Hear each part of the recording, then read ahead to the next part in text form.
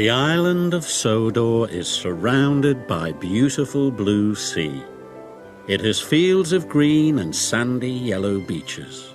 There are rivers, streams and lots of trees where the birds sing. There are windmills and a coal mine and docks where visitors to the island arrive. The island also has lots and lots of railway lines. Who's that puffing down the track? It's Thomas. Hello, Thomas. Hello, everybody. Welcome to the island of Sodor.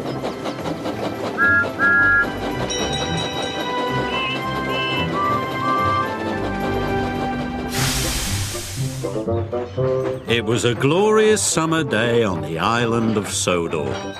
Toby was collecting milk from the dairy. James was pulling passengers to Brendam docks. And Thomas was taking some workmen to work. They were building a new station.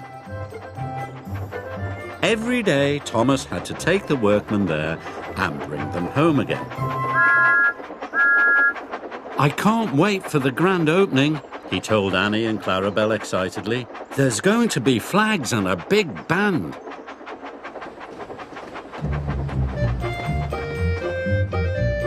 On the way to the new station, there was a difficult bend in the track. Thomas didn't like it at all. He was worried about the bend, but his good friends Annie and Clarabelle were there to help him. Slow down, they sang out. Slow down and puff with care. So Thomas did slow down, and he puffed with care.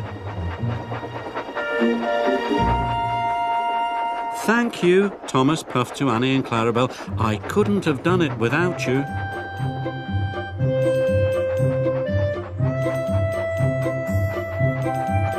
Thomas arrived safely at the station. The fat controller was waiting for him. Today, Annie and Clarabelle are to go for their refit, he told Thomas. You must take them to the workshops straight away. But how will I take the workmen home? Asked Thomas. You can use ordinary coaches instead, said the fat controller. Yes, sir, said Thomas, and he puffed away to the workshop.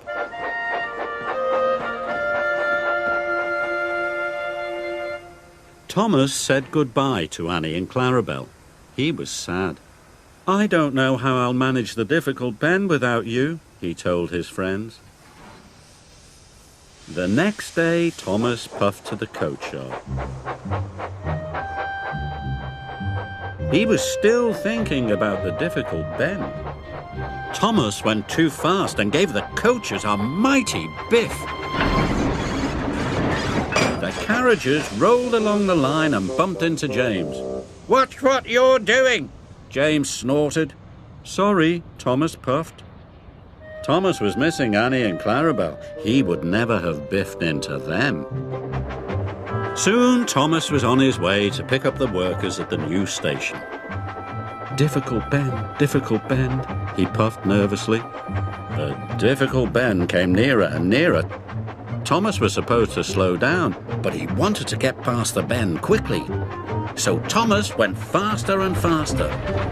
The carriages rattled and shook. Soon be over, Thomas said to himself. And it soon was.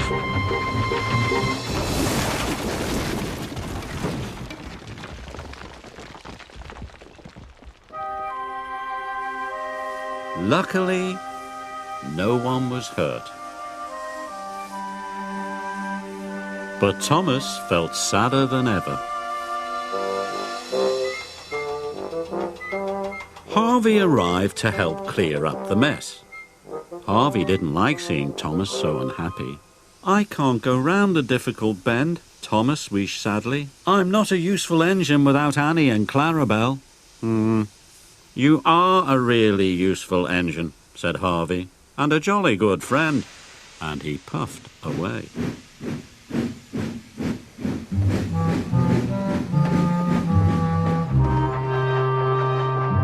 Thomas trundled slowly back to Tidmouth Sheds. He was very sad. He wanted to be back with Annie and Clarabel.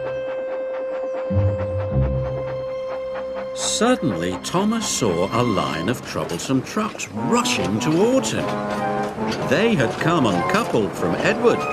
"Cinders and ashes," cried Thomas. "The trucks are heading for the new station. I must warn the station master." So he raced after them.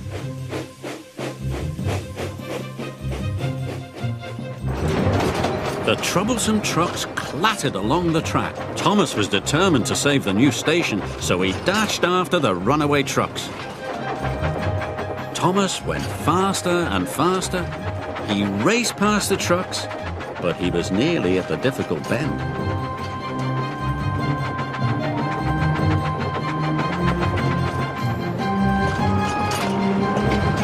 Thomas wanted to go fast, but he knew he couldn't. "Slow down," said Thomas to himself. "Slow down and puff with care." Thomas applied his brakes. He slowed down and puffed very carefully. He made it round a difficult bend all by himself. "I've done it," he tooted. But so did the runaway trucks. Thomas puffed as fast as he could, and he raced into the station just in time. "Runaway trucks are coming," he cried. "You must change the points." The signalman quickly changed the points. The troublesome trucks hurtled into a siding. They biffed and bashed the buffers.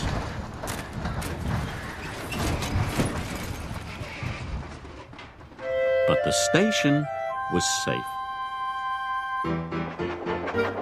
The next day, Thomas was back with Annie and Clarabel. They were going to the grand opening of the new station. They chuffed along happily together, and when they came to the difficult bend, Thomas slowed down and puffed with care. The difficult bend wasn't difficult anymore. The grand opening was a great success, and the new station looked wonderful. The fat controller came to see Thomas. "You have shaved my new station," he said. "You are a very brave and useful engine." "Thank you, sir," said Thomas. He was so proud it made his firebox glow.